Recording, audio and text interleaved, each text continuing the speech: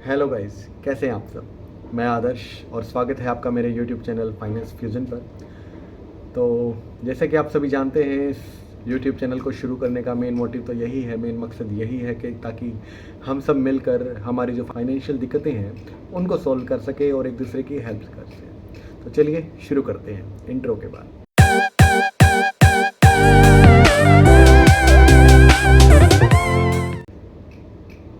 Hello guys, क्या आप इतने आज़ाद हैं कि अपनी नौकरी छोड़ सकें? क्या आपके पास इतनी फ्रीडम है कि आप जो चाहे वो कर सकें? क्या आप रियल में फ्री हैं? क्या आपके पास इतनी आज़ादी है कि आप अपना पैशन फॉलो कर सकें? अगर आप अपना पैशन फॉलो कर रहे हैं तो किसी न किसी दिक्कतों से ज़रूर सामना हो रहा होगा बार बार, और वो दिक्कतें शायद कहीं ना कहीं पैसे से ही आती हैं। आज की इस वीडियो में हम डिस्कस करने वाले हैं कि व्हाट इज़ फ्रीडम। फ्रीडम क्या है, आज़ादी क्या है। वैसे तो देश या दुनिया के हिसाब से अलग अलग लोगों के हिसाब से अलग अलग तरीके से परिभाषित किया गया है आज़ादी को, लेकिन हम एक बेसिक तौर पर, अगर हम मिडिल क्लास, हम फाइनेंशियल तौर पर देखें कि फाइनेंशियली हम फ्री हैं या नहीं है, हम उस बारे में बात करेंगे आज के टाइम। तो फ्रीडम का मतलब यहाँ पे है कि फाइनेंशियल फ्रीडम, कि क्या आपके पास इतनी आज़ादी है कि आप अपनी मर्ज़ी से कोई जॉब करते हैं या कोई अपना काम करते हैं उसको छोड़ दें, या अगर पूरी तरह नहीं छोड़े तो भी उसको कुछ टाइम के लिए पॉज करते हैं और फिर भी उसके बाद आपका जो घर परिवार है सब कुछ नॉर्मल चल रहा है। मतलब आपको कोई भी 1% की भी किसी भी प्रकार की कोई दिक्कत का सामना आपको नहीं करना पड़ा। शायद ही हम में से कोई ऐसा होगा जो इतना कमाता होगा या इसके पास इतना कैपिटल बैक में होगा कि वो अगर परिवार के लिए कमाना छोड़ दे, या वो अपना काम छोड़ दे, अपनी जॉब छोड़ दे, या अपनी दुकान जो भी है वो छोड़ दे, तो मुश्किल से 6 महीने वो अपने आप को सर्वाइव करवा पाएगा, अपने और अपनी परिवार को सर्वाइव करवा पाएगा।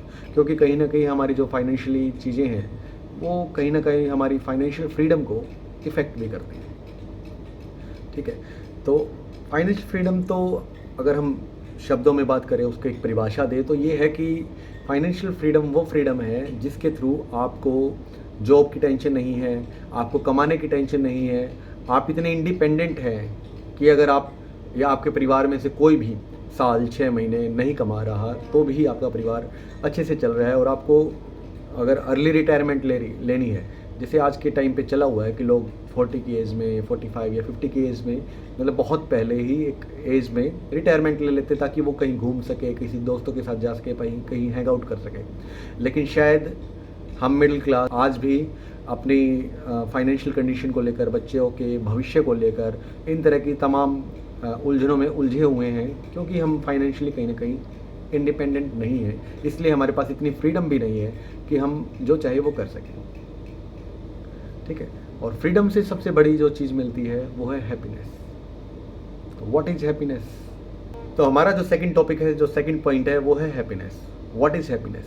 हैप्पीनेस के लिए सबके अपने अपने जवाब होते हैं, अपने अपने आंसर होते हैं, अपने अपने मायने होते हैं। सब हैप्पीनेस को अलग अलग तरीके से फील करते हैं क्योंकि ये इमोशनल है। लेकिन हैप्पीनेस का अगर हम मेन बात करें तो सबसे ज़्यादा हमें जो हैप्पीनेस मिलती है वो मिलती है फ्रीडम से, यानी फ्रीडम ऑफ चॉइस। हम अपनी मर्ज़ी से जो कर सकें उसमें हमें बहुत खुशी मिलती है। हम अपनी मर्ज़ी से जो चाहें उसको पालें, उस चीज़ में हमें बहुत खुशी मिलती है। और ये खुशी डायरेक्टली और इनडायरेक्टली कहीं ना कहीं पैसे से जुड़ी होती है। क्योंकि अगर आप सपोज कीजिए आपको कुछ खाने का मन है, बाहर जाना है, किसी से मिलना है, कहीं घूमने जाना है, तो अगर आपकी फाइनेंशियल कंडीशन अच्छी नहीं है तो हो सकता है आपको प्लान कैंसिल करना पड़े। तो प्लान कैंसिल करना पड़ गया तो इसका मतलब यही हुआ कि आप फाइनेंशियली इतने सिक्योर नहीं थे, या आपको लगा कि बाहर जाना ज़्यादा कॉस्टली है मेरे लिए, क्योंकि मेरे पास इतना कैपिटल नहीं है, इतना पैसा नहीं है, इतनी चीज़ें नहीं है कि मैं अपने लिए छोटी छोटी खुशियाँ ढूंढ सकूँ। तो हैप्पीनेस के सबके अपने अपने मायने होते हैं। तो आज की इस वीडियो में हम सभी चीज़ों को जानेंगे कि कैसे हैप्पीनेस हमें मिल सकती है और क्यों हैप्पीनेस हमारी लाइफ को इफ़ेक्ट करती है। इसमें नेक्स्ट हमारा जो पॉइंट है वो है रोल ऑफ मनी, कि पैसे का क्या महत्व है, यानी क्यों पैसा इतना इम्पोर्टेंट रोल प्ले करता है। क्योंकि पैसा एक ऐसी चीज़ है जो आज के टाइम पे बहुत ज़्यादा ज़रूरी हो गया है। हालांकि लोग मानते हैं कि पैसा ही सब कुछ नहीं है, लेकिन कहीं ना कहीं पैसा बहुत कुछ है। जैसे परिवार में किसी की हेल्थ इशू है या कोई और दिक्कतें हैं जहाँ पे पैसे के बिना वो काम हो ही नहीं सकता। तो इन दैट कंडीशन हमें कहीं ना कहीं उस पैसे के लिए भाग दौड़ करनी पड़ती है, हमें उस पैसे को कमाने के लिए कहीं ना कहीं जॉब करनी पड़ती है, कहीं और दूसरे तरीके अपनाने पड़ते हैं कि हम कैसे ना कैसे करके इतना पैसा कमा ले कि हम इस जो झंझट है, जो ये परेशानी आई हुई है, चाहे वो टेम्परेरी तौर पर क्यों ना हो, हम उससे निकल पाए। तो इस तरीके से कहीं ना कहीं डायरेक्टली और इनडायरेक्टली पैसा हमारी लाइफ में मैटर करता है। अब अगर आप सोचें, समझें और ये जानने की कोशिश करें कि पैसा कहाँ कहाँ और क्यों क्यों आपको चाहिए होता है, तो आपको पता चलेगा जहाँ पर भी आपको पैसे की ज़रूरत है या पैसा आपको मिल रहा है या पैसा आपको देना पड़ रहा है, तो इन कंडीशन में आपकी सिचुएशन कैसी होती है। जब आपके पास पैसा आता है कितनी खुशी मिलती है, जब उसको खर्च करते हैं, अपनी मर्जी की चीज़ें लेते हैं, अपनी पसंद की चीज़ें लेते हैं, अपने दोस्तों के साथ जाते हैं, उनके साथ हैंग आउट करते हैं, अपनी पसंद की चीज़ें मिलकर खाते हैं, तो कितना अच्छा लगता है। तो कहीं ना कहीं हैप्पीनेस भी मैटर करती है पैसे के ऊपर, और पैसे से मिलते ही हमें खुशी, और खुशी जो हमें मिलती है वो देती है सुकून, और यही सुकून है आज़ादी। ये आज़ादी की हम जो कर पा रहे हैं वो, हाँ, उसमें हमारी मर्ज़ी शामिल है। ये हैप्पीनेस इस चीज़ के लिए पाने के लिए हम रात दिन दौड़ते रहते हैं, हम अपने बच्चों के लिए, कि ताकि उनको जो चीज़ें चाहिए वो टाइम पे मिल सके, और उस चीज़ के लिए हमें क्या चाहिए होता है, पैसा चाहिए होता है। और उस पैसे से ही हमें जो शांति मिलती है, जो सुकून मिलता है, वही हमारी खुशी है, और वही हमारे लिए सबसे बड़ी चीज़ होती है। Why most of the job stress, jobs में स्ट्रेस क्यों होता है? हम सभी जॉब्स जो करते हैं आज के टाइम पे, चाहे आपकी सैलरी 1 लाख हो, चाहे 50,000 हो, चाहे 25,000 हो, चाहे कुछ भी आपकी सैलरी हो, इवन आपकी सैलरी कितनी भी क्यों ना हो, लेकिन आपके लिए सबसे बड़ी जो दिक्कत है वो ये है कि आप उस जॉब से सेटिस्फाई है या नहीं है। अगर आप सेटिस्फाई हैं तो कितना टाइम तक है, क्योंकि एक टाइम के बाद कहीं ना कहीं हमारे लिए ये चीज़ मैटर करने लग जाती है कि इस जॉब में वो चीज़ें नहीं आ रही, वो जुनून नहीं आ रहा जिसको लेकर हमने यहाँ पे शुरू किया था। तो इस वजह से फिर बाद में हमें इशू होने लगता है, हमारा जो साइकोलॉजिकल माइंडसेट है वो बिगड़ने लगता है। हमें लगने लगता है कि नहीं, मैं यहाँ के लिए नहीं बना, मुझे कुछ और करना चाहिए था। बहुत सारे लोग ऐसे ही हैं जो जॉब छोड़कर फिर खुद का स्टार्ट करने की कोशिश करते हैं, लेकिन 2-4 साल वो खुद का काम करते हैं, लेकिन फिर वही जाकर एक जॉब वाले जो माइंडसेट है उसमें फंस जाते हैं। उनको लगता है कि अगर मैं काम नहीं करूँगा तो कैसे चलेगा। और ये जो चीज़ें हैं ना, जो माइंडसेट है, ये हमें मतलब पूरी तरह से फ्रीडम से हमें दूर करता है। हमें एक जो हमारा गैप है, एक रियलिटी में जीने से, कि हम रियल में फ्री हैं, जो हमारी रियल फ्रीडम है उस चीज़ को महसूस करने से दूर करता है।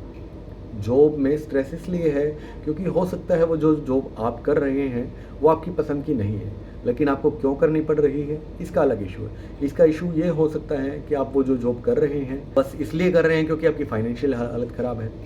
आप अपनी फाइनेंशियल्स को सुधारने के लिए आपने कहीं से लोन ले रखा है, या ईएमआई भर रहे हैं, या कोई गाड़ी ली है या कुछ और लिया है और उसकी ईएमआईज़ भर रहे हैं, आपके पास क्रेडिट कार्ड है।